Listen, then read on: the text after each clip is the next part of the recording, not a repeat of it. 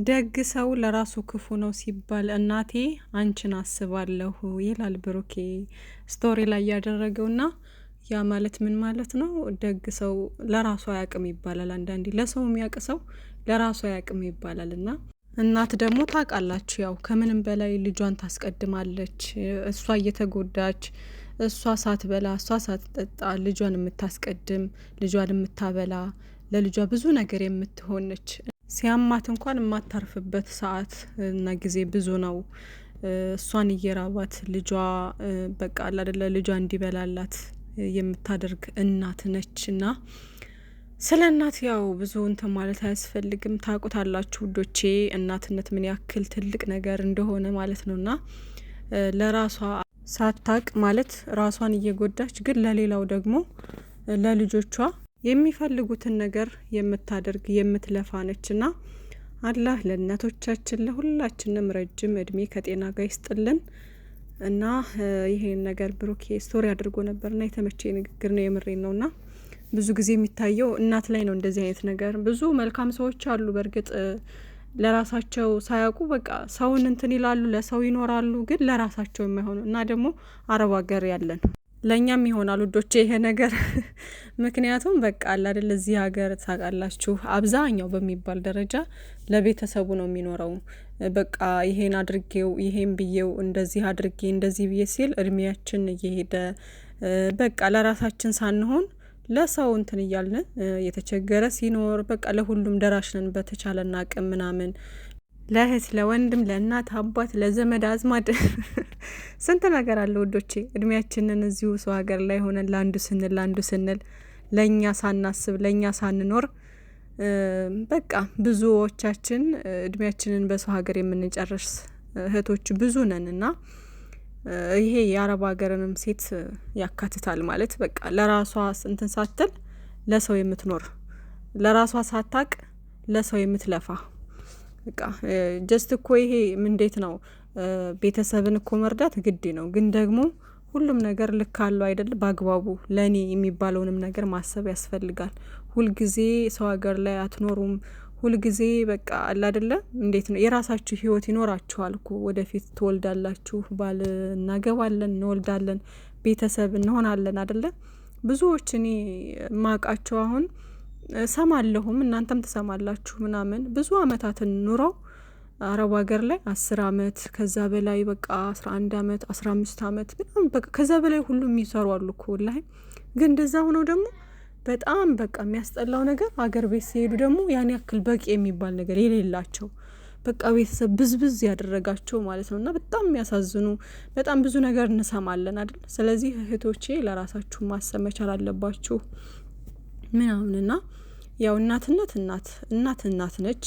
ግን ወደ አረብ ሀገር እንትን የሄድኩት ለምንድነው? በጣም ብዙ እህቶቻችን ለራሳቸው እንትን ሳይሉ ለራሳቸው ሳያስቡ ለሰው የሚኖሩ ብዙ እህቶች አሉ ወላሂና ስቲል ነው በቃ ሰው ሀገር ላይ ያለ በሙሉ ነገ ይሄን ነገር አደርጋለሁ ከነገ ወደ አንዱ ተነስቶ ላኪ ይላታል፣ አንዱ እንደዚህ ነው ይላታል ምናምን የማይረዷቸው አሉ ደግሞ በቃ ምንም አይነት ሁኔታ ውስጥ እንኳን ቢሆኑ ብር ብቻ የሚፈልጉ ቤተሰቦች እኮ አሉ። ሱብሃንአላህ ወላሂ አንዷ በቃ የሆነ ሰዓት ላይ ቲክቶክ ወጥታ እኔ አላሳዝናችሁም፣ እኔ አልናፍቃችሁም፣ እኔን አትወዱኝም ምናምን ነገር እያለች ስታለቅስ አይቻት ነበርና እንደዚህ አይነት ቤተሰብ ያላችሁ ሰዎች ውዶቼ ማልቀስም ምናምን አያስፈልግም። ግን ወደ ራሳችሁ ተመልሳችሁ ለራሳችሁ እነሱ ለእናንተ የማያስቡ ከሆነ እናንተ ለራሳችሁ ማሰብ አለባችሁ አይደል እንዴ?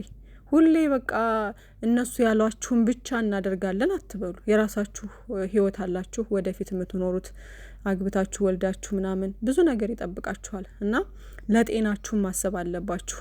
ሰው ሀገር ላይ ተቀምጣችሁ የአይምሮ እንትን አለ፣ ጭንቀት አለ፣ ስንት ነገር አለ። ሰው ሀገር ላይ ደግሞ የሆነ ነገር ሆናችሁ ማለት በጣም ከባድ ነገር ነው። ገባችሁ አይደለና እንደምታዩት ነው ሁሉም ነገር ማለት ነው። ምንም ማብራራት አይጠበቅብኝም የምታውቁት ነገር ስለሆነ ማለት ነውና እንደዚህ አይነት ቤተሰብ ያላችሁ ሰዎች ለእናንተ የማያስቡላችሁ ለእናንተ ትንሽ እንኳን ምንም አይነት ነገር የማያስቡ ቤተሰብ ከሆነ ያላችሁ ወላሂ ለራሳችሁ አስቡ። በቃ ምንም አይነት 5 ሳንቲም መላክ አያስፈልግም። በቃ ለራሳችሁ መኖር ለራሳችሁ እንትን ማለት ቻሉ ማለት ነው። ከዛ ውጪ እናንተ ነገ ጧት ታማችሁ የሆነ ነገር ሆናችሁ ሀገር ቤት እንኳን እንደምንም ብላችሁ ብትገቡ እውነቱን ስነግራችሁ ማንም ይንቃችኋል እንጂ የሆነ እስኪ ትናንት እኮ ይሄን ነገር ስታደርግልን የነበረች ልጅ ናት ብሎ ከናንተ ጎን የሚሆን የለም። ትናንት ያላዘኑላችሁ ቤተሰብ ትናንት ሲያማችሁ ወይም ደግሞ የሆነ ነገር ገንዘባችሁን ብቻ የሚፈልጉ ቤተሰብ ከሆኑ ነገ ጧትም አጋጣሚ ሆኖ ባዶ እጃችሁን ብትገቡ እነዚህ ሰዎች ሊያቀርቧችሁ አይችሉም። ገባችሁ? ማንም አያዝንላችሁም። ከሌላችሁ የላችሁም ነው። ማንም ነው የሚጠላችሁ። ሲኖራችሁ ነው ሁሉም ሰው የሚወዳችሁ። ገባችሁ አይደለ? ስለዚህ ለእናንተ ወቁበት። እናንተ ላላችሁ፣ እናንተ ሀብታም ለሆናችሁ፣ እናንተ ትልቅ ደረጃ ላይ ለደረሳችሁ ሁሉም ሰው አጠገባችሁ ሆኖ ያጨበጭባል። ይህን ነገር ማወቅ አለባችሁና ለማያስቡላችሁ ቤተሰቦች ነው እምላችሁ። ግን ከምንም በላይ ልጃቸውን የሚያስቀድሙ የሚንሰፈሰፉ ትንሽ ነገር እንኳን እንትን ሲል እንቅልፍ የማይወስዳቸው እናት አባቶች አሉ። ወላሂ ለእነሱ ደግሞ በከፊል መርዳት ያለባችሁን እየረዳችሁ ግን ለእናንተም ሴቭ እያደረጋችሁ መሆን አለበት። ሙሉ ለሙሉ ምናምን ሳይሆን ለእናንተም እያሰባችሁ ለእነሱም ትንሽ ምናምን እያደረጋችሁ ነው እንጂ በጣም ከባድ ነው ህይወት ውዶቼ፣ ካላወቃችሁበት ምናምን እና ማሰብ መቻል አለባችሁ። ማወቅ መቻል አለባችሁ። ለራሳችሁ ብትኖሩ ነው አይደለም የምትሰሩት። ነገን የምታስቡት እኮ በህይወት ስትኖሩ ጤና ስትሆኑ ምናምን ነው አይደለ? ስለዚህ ጤና እንድትሆኑ ደግሞ የናንተ ጥንካሬ የናንተ ደግሞ የነገን ህይወትን ማሰብ ያስፈልጋል ማለት ነው። ነጋችሁን ስታስቡ ለኔ ማለትን ታስባላችሁ። ነጋችሁን ስትረሱ ነው ለኔ የሚባለውን ነገር የምትዘነጉት። ገባችሁ አይደለ? ስለዚህ ሁላችሁም ወደ ራሳችሁ ተመልሳችሁ እንደዚህ አይነት ነገር ያላችሁ ሰዎች ቆም ብላችሁ አስቡ ለማለት ነው ውዶቼ።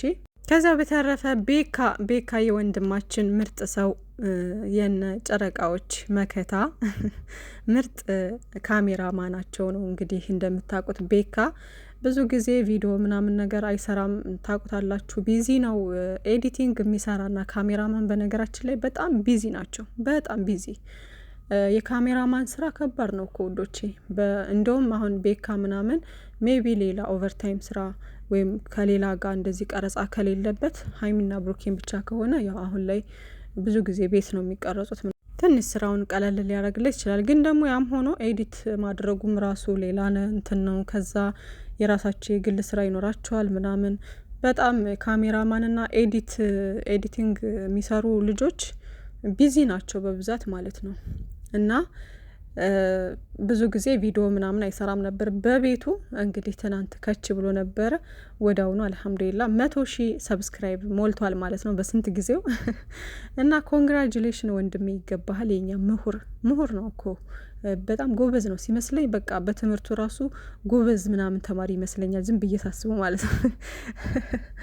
እና ጀግና ነህ ወንድሜ፣ በርታ፣ ጠንክር። ባለክ ጊዜ ደግሞ ቪዲዮ ለመልቀቅ ሞክር፣ ቪዲዮ ለመስራት ሞክር ምናምን። እና ደግሞ ጊዜ ምናምን የቪዲዮ መስሪያ ጊዜ አጥቶ አይመስለኝም። በነገራችን ላይ እንደምታዩት ከዚህ በፊት ያው ብሩኬ፣ ሀይሚዬ በዙሪያው ያሉት ጓደኞቹ ወንድም እህቶቹ ስራ እያሉ እየገፋፉት ነበር። የእሱ እንትን ይመስለኛል፣ የእሱ ቸልተኝነት ይመስለኛል እንጂ ከጊዜ ማጠር ብቻ አይመስለኝም። ብቻ ግን ያው ወደፊት ትልቅ ደረጃ ለመድረስ እንግዲህ ጠንክረ በርተተ ስራ ወንድሜ። በጣም ደስ ብሎኛል። ኮንግራጁሌሽን ብያለሁ። ያው ኢንስታግራም ላይ ሜንሽን ምናምን አድርጌዋለሁኝ። ብዙ ሰው ሜንሽን እያደረገ ኮንግራ እያለው ነው። እና ከዚህም በላይ 150 200 እያልክ ደግሞ ምናምን 1 ሚሊዮን የምትገባ ያድርገ ወንድሜ። መልካም ምሽት ብያለሁ ውዶቼ። ባይ ባይ።